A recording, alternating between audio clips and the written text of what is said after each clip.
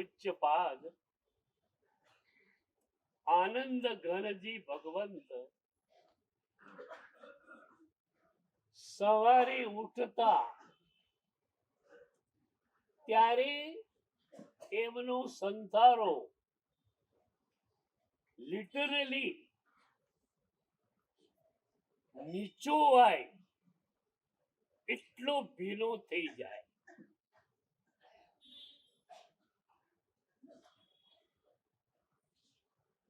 પ્રભુ પ્રત્યેની અદ્ભુત ચાહત છે. પ્રભુ મળવા જ જોઈએ, મળવા જ જોઈએ, મળવા જ જોઈએ અને મળતા નથી. એ વખતે આંસુનો ધોધ આંખોમાંથી વરસી પડે છે. પ્રભુ, તું ક્યારે મને મળીશ? અગણિત જન્મો મારા તારા વગરના ગયા. આ જન્મો તારા વિનાનો જાય એ હું કોઈ પણ રીતે સહન કરી શકું એમ નથી.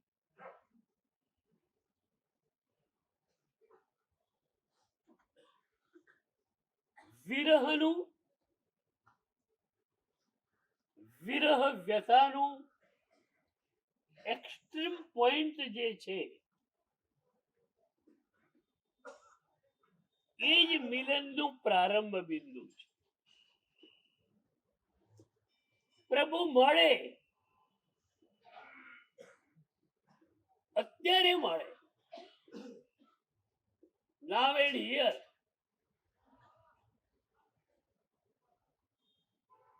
તમારી વિરહ વ્યથા અંતિમ બિંદુ ઉપર પહોંચી જાય કે કોઈ પણ રીતે પ્રભુ તારા વિના હું રહી શકું એમ નથી.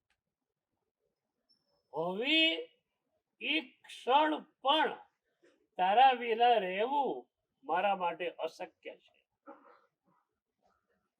આ ભૂમિકા જ્યારે ભક્તને મળે છે ત્યારે એના પછી તરત જ જે અવસ્થા આવે છે એ પ્રભુ મિલનની અવસ્થા આવે છે. એટલે વિરહ વ્યથાનું અંતિમ બિંદુ એ જ મિલનનું પ્રારંભ બિંદુ.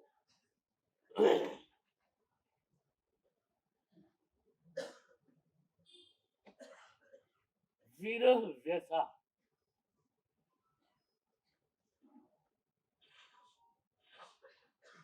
પણ એ વિરહ વ્યથા પણ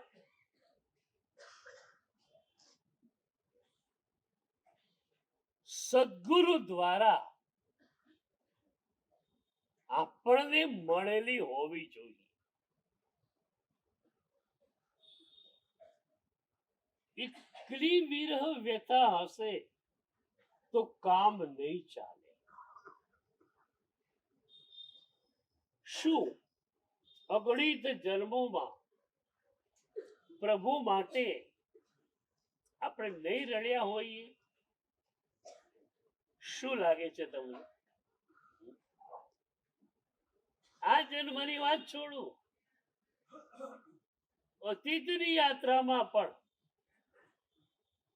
જ્યારે જ્યારે કોઈ સદગુરુ મળ્યા હશે અને એમણે પ્રભુના મોહક ઐશ્વર્યની વાત કરી હશે, એ જ સમયે આપણે પ્રભુના પ્રેમમાં ડૂબ્યા હોઈશું અને લાગલું જ થયું હશે કે આ પ્રભુ વિના તો કોઈ પણ કાળે રહી શકાય નહીં. ચોથા પંચસૂત્રમાં હરિભદ્ર સુરી મહારાજ સાહેબે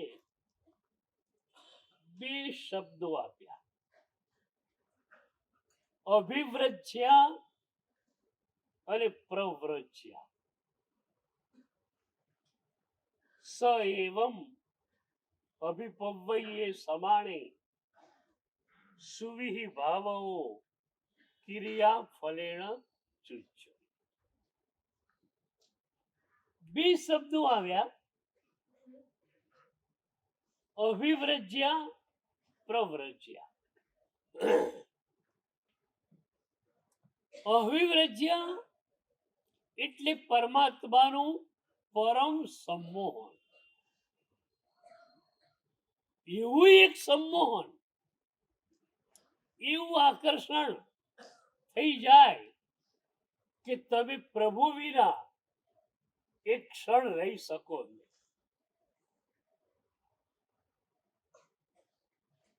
બહુ મજાની વાત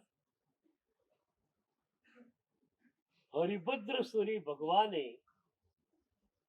અહીંયા કહી કે અનંતા જન્મોની અંદર ઘણી વાર પ્રવ્રજ્યા લેવાય, દીક્ષા લેવાય, મોક્ષ કેમ ન મળે? પ્રભુની આ પ્રવ્રજ્યા મોક્ષ આપ્યા વગર રહે જ નહીં. શરૂઆતમાં મેં કહેલું કે પ્રભુની સાધના રાગ દ્વેષને શિથિલ કર્યા વિના રહે નહીં. પણ તમારી સાધના પણ ચાલતી હોય અને તમારો અહંકાર પણ ચાલતો હોય તો તમારે વિચારવું પડે કે ક્યાંક તમારી સાધના ખોટવાઈ ગઈ છે. આપણી સાધના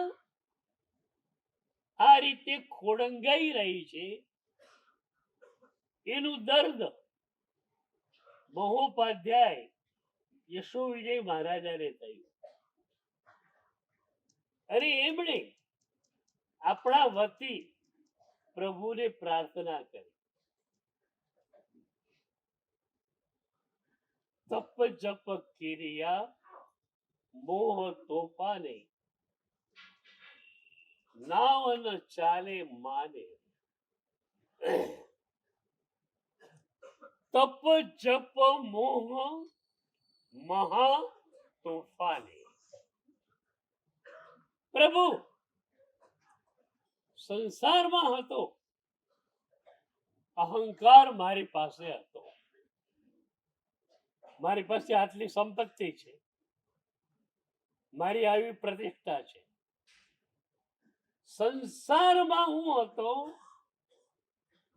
ત્યારે અહંકાર ભરપૂર મારી પાસે હતો. એ અહંકારથી જાતને મુક્ત કરવા માટે તારા માર્ગ પર હું આવ્યો, મેં દીક્ષા લીધી. અહીંયા પણ તપ અને જપનો અહંકાર. શું શબ્દો વાપર્યા છે? તપ જપ મોહ મહા તોફાને નાવન ચાલે માને. તપ કર્યો, એનો અહંકાર થયો. એ અહંકારનું તોફાન એવું તો ઉપડ્યું કે એમાં મારી સાધનાની નાવ સી રીતે ચાલે. તો સાધના કરીએ છીએ અને અહંકાર થાય છે તો જોવું પડે કે આપણે ક્યાં ખોટા ચાલી રહ્યા છીએ. સાધના કરીએ અને અહોભાવ વધતો જાય.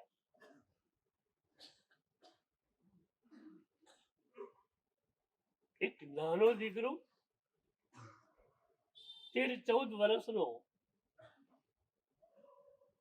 માસક શ્રવણનું ફોર્મ લેવા માટે આવ્યો. મને નવાઈ લાગી. મેં કહ્યું, તું માસક શ્રવણ કરવાનો? મને કે હા, હું કરવાનો. મેં કહ્યું 28 થઈ છે, અઠ્ઠમ કર્યો છે? મને કે એક ઉપવાસ પણ કર્યો નથી હજુ સુધી. પણ તમે તો સાહેબ કહો છો કે પ્રભુને પ્રાર્થના કરો એટલે માસક શ્રવણ થઈ જાય. એટલે મેં પ્રભુને પ્રાર્થના કરી દીધી છે અને મારું માસક શ્રવણ થઈ જવાનું. સાધનામાં જેમ જેમ તમે આગળ વધશો તમારો અહોભાવ વધતો જશે. અહીંયા અત્યારે બેઠો છું, એક ક્ષણ, એક સેકન્ડ મારી એવી નથી જતી જે અહોભાવ વગરની હોય. સતત આંખો ભીની રહે છે, સતત હૃદય ભીનું રહે છે કે પ્રભુએ મને કેવું વરદાન આપ્યું.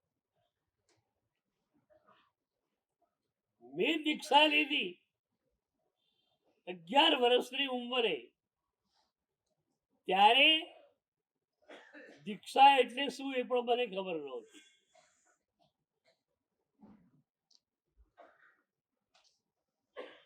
આઠ વર્ષની ઉંમરે ટાઇફોઇડ થયેલો. અમારા ગામમાં મેડિકલ સર્વિસ બરોબર નહીં. બાજુના ટાઉન ખારાગોડામાં મને મૂકવામાં આવ્યો. 7 અઠવાડિયા થયા, ટાઇફોઇડ મચક નો આવે, તાવ નીચે ન ઉતરે, શરીર હાડપિંજર જેવું થઈ ગયું.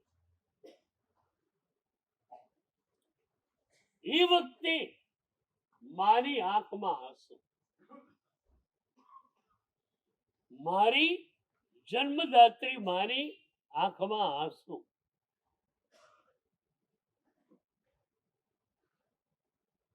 એમને થયું દીકરો રહેશે કે જશે.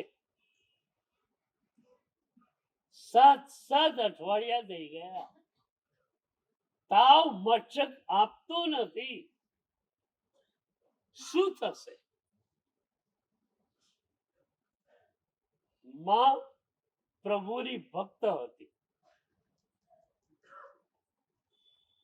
એ જ વખતે માએ પ્રભુને પ્રાર્થના કરી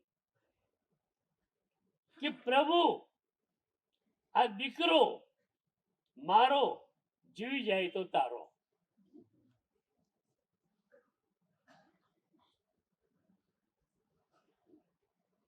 હું ઘણી વાર બેરો જોડે એક હિસાબ કરું છું. એક દીકરો હોય તો ચાલો તમારો, 2 હોય તો 50-50.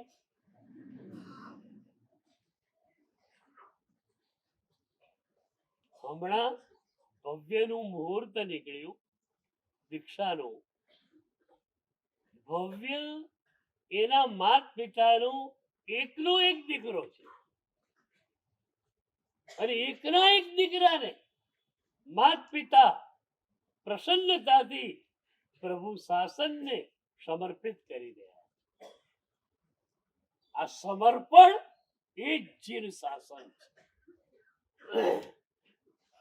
સમર્પણથી જ જીન શાસનનો, જીન શાસનની સાધના પદ્ધતિનો પ્રારંભ થાય છે અને સમર્પણ એ જ પ્રભુ શાસનની સાધના પદ્ધતિનું શિખર બિંદુ છે. પહેલા સમર્પણનો તમને ખ્યાલ છે કે જે કઈ સારું મારી પાસે છે એ પ્રભુ શાસનને ચરણે ધરી દો.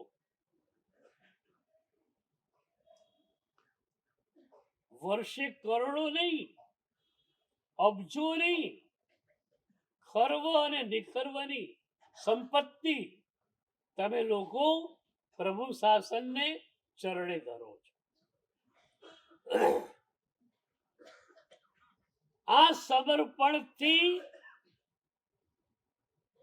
પ્રભુ શાસનની સાધનાનો પ્રારંભ થાય છે અને સાધનાનું શિખર બિંદુ કયું?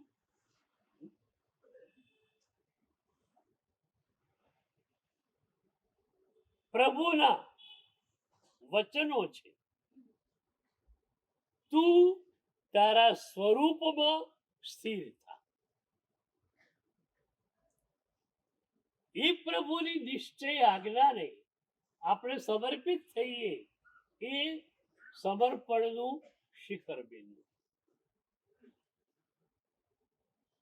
તમારી પાસે પહેલું સમર્પણ છે અને બીજું સમર્પણ આવી જવાનું છે, બરોબર? પહેલું સમર્પણ છે કરોડો રૂપિયા તમે, અબજો રૂપિયા તમે પ્રભુ શાસન માટે ખર્ચી શકો છો. કોમર્શિયલ માઇન્ડ વાળા તમે, દીકરાએ ઉપદાન કર્યું છે, ઉપદાનની માળા પહેરાવવાની છે. પહેલી માળ પહેરે તો 10:30 વાગે આવે, 15મી માળ પહેરે તો 11:30 વાગે આવે.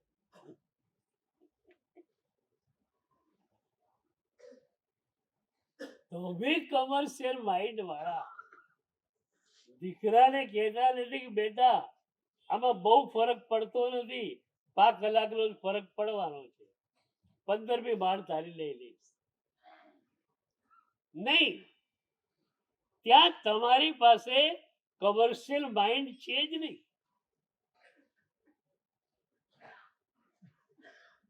ત્યાં ટોટલ સરેન્ડર માઇન્ડ તમારી પાસે છે. અને મારી દૃષ્ટિએ આ ટોટલ સરેન્ડર તમારી પાસે આવ્યું એટલે 1% તમારો થયો, 99% પ્રભુના થયા, 100%નું રિઝલ્ટ તમને મળી ગયું. એકમાત્ર સમર્પણ મને જે મળ્યું છે એ પ્રભુની કૃપાથી મળ્યું છે અને પ્રભુની ભક્તિમાં મારે એને વાપરવું છે. તો 2 શબ્દો હરિભદ્ર સ્વરી મહારાજ સાહેબ આપે છે: અભિવ્રજ્યા, પ્રવ્રજ્યા. પહેલા પ્રવ્રજ્યા નહીં, પહેલા સંસાર છોડવાનો નથી, પહેલા અભિવ્રજ્યા. પરમાત્માનો, એની આજ્ઞા પ્રત્યેનો અવિહળ પ્રેમ કે પ્રભુ અનંતા જન્મો તારી આજ્ઞાના પાલન વિના નીકળ્યા હશે, આ જન્મમાં તો મારે માત્ર ને માત્ર તારી આજ્ઞાનું પાલન કરવાનું છે. અને એ અભિવ્રજ્યા આવી ગઈ પછી જે પ્રવ્રજ્યા આવશે કેટલી મજાની હશે. એક જ વાત, આમાં પ્રભુની આજ્ઞા છે કે નહીં?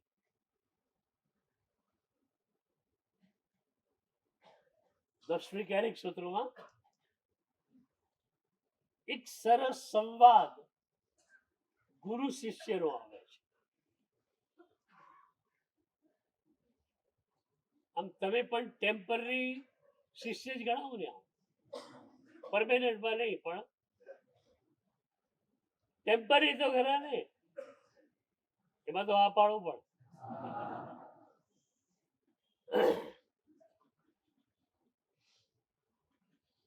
તો ગુરુ શિષ્યનો સંવાદ છે. કહમ ચરે કહમ આસે. શિષ્ય પૂછે છે, 55 વર્ષની વયે કદાચ જેણે દીક્ષા લીધી છે એવો શિષ્ય પૂછે છે ગુરુને, કઈ રીતે ચાલવું, કઈ રીતે બેસવું, કઈ રીતે ખાવું, કઈ રીતે સૂઈ જવું. તમે બાજુમાં હો, તમને શું થાય? અરે આમાં કઈ પૂછવાની વાત છે? હાથથી ખાવાનું, પગથી ચાલવાનું. આ 55 વર્ષની ઉંમરના મારા સાહેબ ગુરુને પૂછે છે કે સી રીતે ચાલવું, સી રીતે ખાવું, સી રીતે સૂઈ જવું, સી રીતે બેસવું. પણ એ 55 વર્ષના શિષ્યો એટલા માટે પૂછે છે કે ગુરુદેવ, એવું કઈ રીતે ખાવું કે પાપ કર્મનો બંધ ન થાય, પ્રભુની આજ્ઞાનું પાલન થાય? એવું કઈ રીતે ચાલવું કે પ્રભુની આજ્ઞાનો ભંગ ન થાય? મુંબઈ ગોવાલિયા ટેન્ક સંઘમાં આ જ રીતે સવારની વાચના શ્રેણી ચાલતી. એકવાર મેં વાચનામાં કહ્યું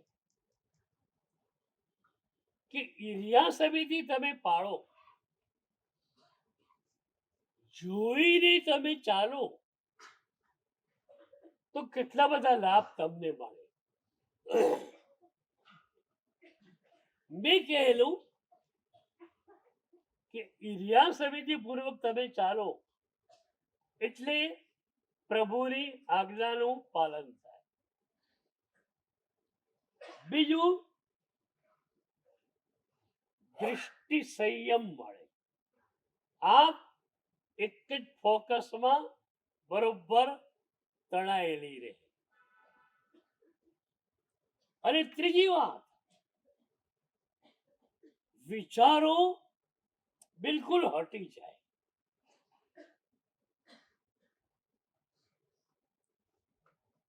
હું ઘણી વાર કહું છું ને કે અમને આમ નિરુપદ્રવી શ્રોતાઓ ઘણા મળે. ઉપદ્રવી શ્રોતા કેવા હોય? સાંભળ્યા પછી પ્રેક્ટિકલ ફોર્મમાં સાધનાને મૂકે. પહેલી વાર મૂકીએ પ્રેક્ટિકલ ફોર્મમાં ત્યારે થોડીક અસુવિધા થવાની જ છે. એ તરત દોડતો ગુરુ પાસે આવે, સાહેબ આમ કર્યું પણ આમ ભાવ્યું નહીં. પણ નિરુપદ્રવી શ્રોતા હોય ને તો ગુરુને મજા. સાંભળ્યું, જઈને સુઈ ગયા, ફરી કાલે સાંભળશું, ફરી સુઈ જઈશું.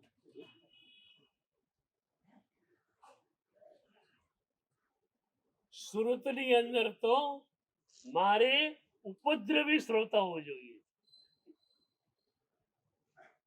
થિયોરિકલ ફોર્મની અંદર જે વાત અહીંયા મુકાય એને પ્રેક્ટિકલ ફોર્મની અંદર ફેરવવાની કોશિશ કરો. ગઈકાલે વર્તુળની વાત કરેલી. ભક્ત પ્રભુની ચાહે, પ્રભુ ભક્તની ચાહે, વર્તુળ થઈ ગયું. અને એ વર્તુળ ઝડપથી ચાલ્યા જ કરે. પછી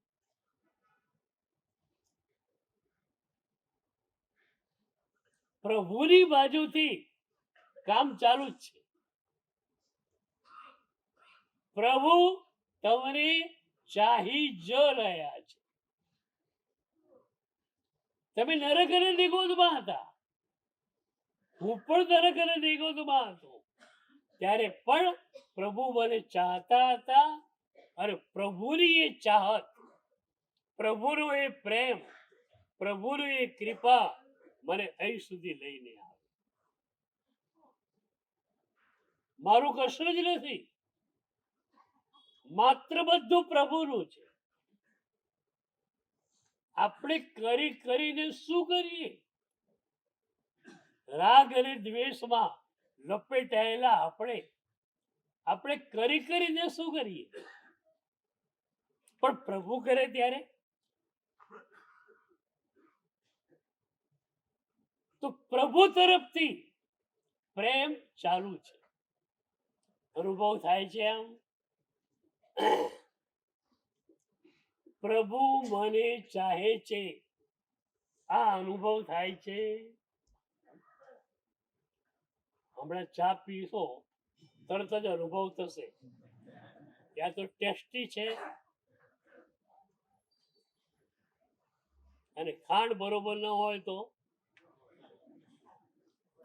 સીધો ત્યાં હુમલો. તમારે બીજું કઈ કામ કરવાનું હોતું નથી, ખાલી રસોઈ કરવાની. એમાંય ઠેકાણું નહીં. ચા તો જો કેવી બનાવી છે. યા તો ચા સારી છે એવો અનુભવ થાય, યા તો ચા ખરાબ છે એવો અનુભવ થાય, પણ અનુભવ થાય ને.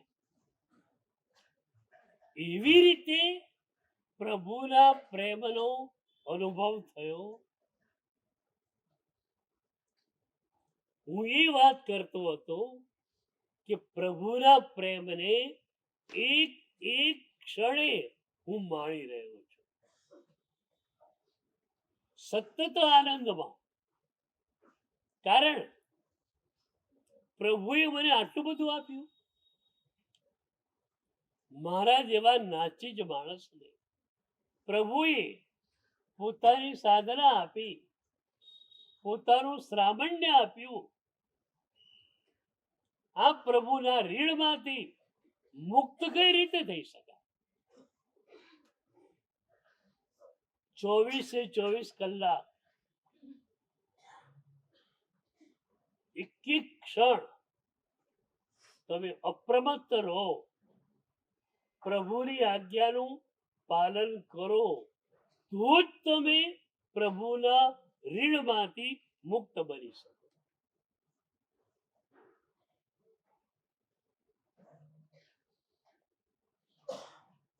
પેલી સભામાં મેં વાત કરી કે ઇરિયા પાલનથી શું થાય. 15 દિવસ પછી એક ભાઈ મળવા માટે આવ્યા બપોરે. એમણે કહ્યું, સાહેબ, ઇરિયા સમિતિ વાળી વાત માર્વેલસ, અદ્ભુત હતી. ઓફિસે તો હું કારમાં જાઉં છું, પણ મેં નક્કી કર્યું કે મારું ઘર ઉપાસની બાજુમાં છે, તો ઘરેથી ઉપાસ રહે ચાલતા આવું ત્યારે ઇરિયા પૂર્વક જ એક એક ડગ ભરાવું છું. એ કે સાહેબ, નિર્વિકલ્પ થવા માટે, નિર્વિચાર થવા માટે કેટલી મહેનત મેં કરેલી, પણ હું નાપાસ થયેલો. આ ઇરિયા સમિતિનું પાલન ખાલી 10 મિનિટનું, અને એ પાલને મને આ રીતે નિર્વિકલ્પ દશામાં મૂકી દીધી. શું પ્રભુની સાધના છે! તો અહીંયા બેઠા બેઠા સતત આનંદ જે આવે છે મને, એનું કારણ આ જ છે કે પ્રભુએ આટલું બધું અદ્ભુત મને આપી દીધું. હા, વિષાદ, ખેદ જરૂર ક્યારેક થાય કે પ્રભુએ આટલું બધું આપ્યું છતાં હું સમ્યક રીતે એનું પાલન નથી કરી શકતો.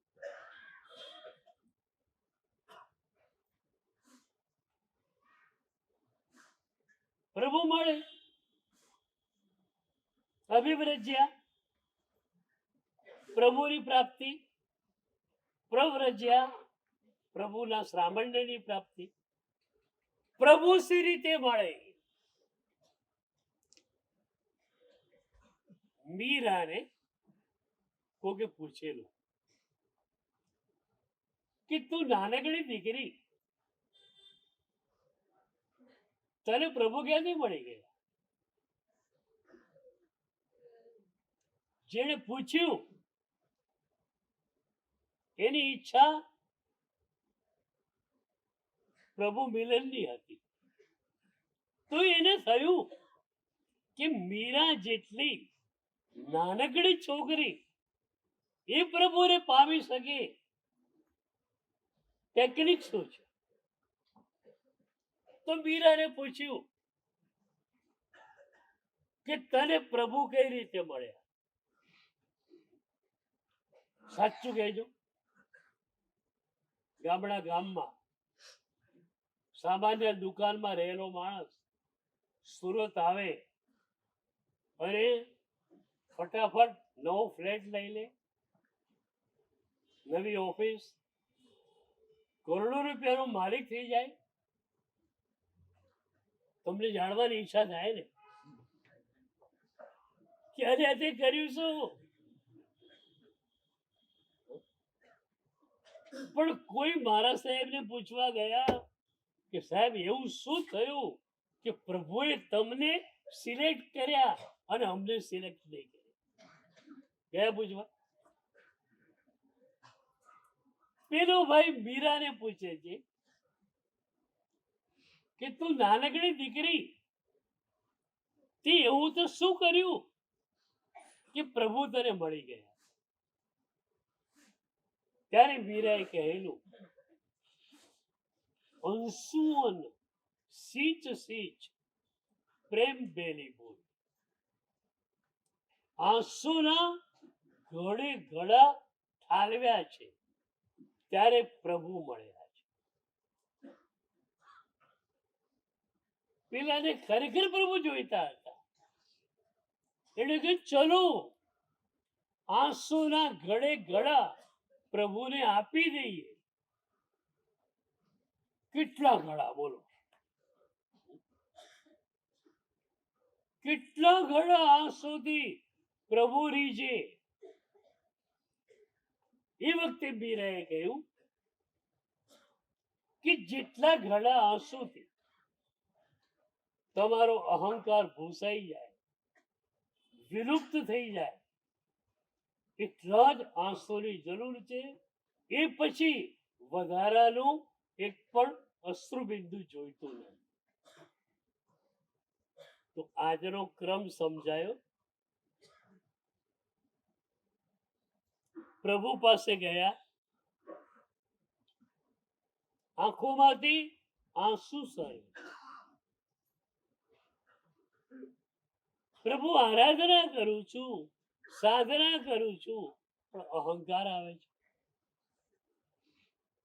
એ આંસુ એટલા નીકળવા જોઈએ કે અહંકાર ભૂસાઈ જાય. અહંકાર ભૂસાઈ જાય એટલે અભિવ્રજ્યા મળે, અને અભિવ્રજ્યા મળે પછી પ્રવ્રજ્યા મળે. તો આંસુથી શરૂઆત કરવાની છે. પ્રભુ આ રહ્યા, ક્યાં દૂર છે? પ્રભુ દૂર છે જ નહીં.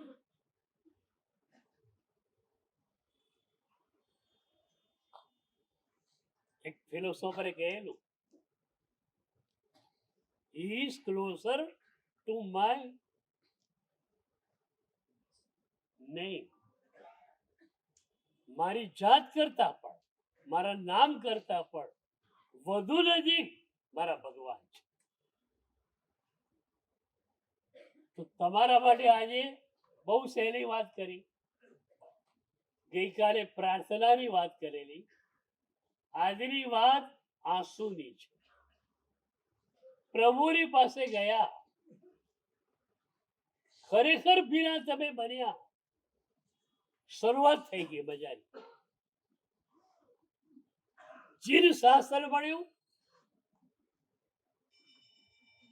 આટલા સરસ એરિયામાં રહેવાનું મળ્યું. હું તો પહેલેથી પાલને પાલીતાણા કહું છું, અને અત્યારે તો પાલીતાણા જ છે. વ્હાઈટ એન્ડ વ્હાઈટ, તમે પણ બધા વ્હાઈટ એન્ડ વ્હાઈટમાં છો.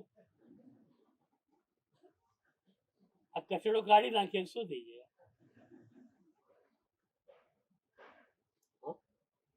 બોલતા નથી સાહેબ, અમને પ્રમોશન મળી જાય સીધું. તો જે બહારનું કામ હતું એ થઈ ગયું છે. હવે આપણે અંદર ઉતરવું છે. એ અંદર ઉતરવા માટે શરૂઆત આંસુથી કરવાની છે. મારા સાહેબને જોયા, ભીની આંખો, ક્યારે મને આ ચારિત્ર મળશે? કોઈ ક્રિયા કરતું હોય એને જુઓ, અને અંદર આંસુનો સમંદર ચાલે.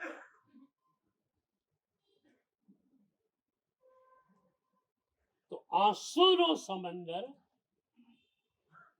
4 રીતે છલકાઈ શકે છે. અંતરયાત્રામાં સૌથી પહેલા શું જોઈશે? આંસુ. અને એ આંસુઓનો સમંદર ઉછળે, લહેરાય, એની પાછળના 4 કારણો છે.